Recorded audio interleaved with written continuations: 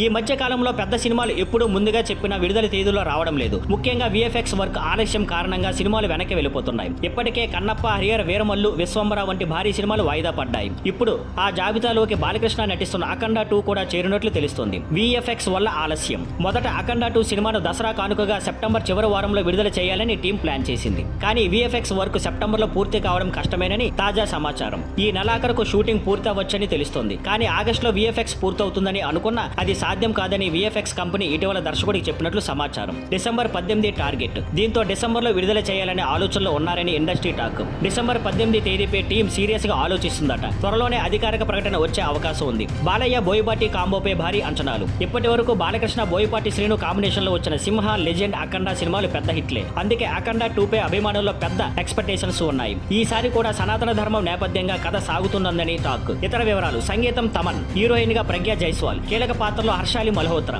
మొత్తానికి విఎఫ్ఎక్స్ ఆలస్యం అఖండ 2 సినిమా విడుదలపై ప్రభావం చూపిస్తుండటంతో అభిమానులు డిసెంబర్ వరకు వేచి చూడాల్సి రావచ్చు. Thank you for watching. Please like, share and subscribe.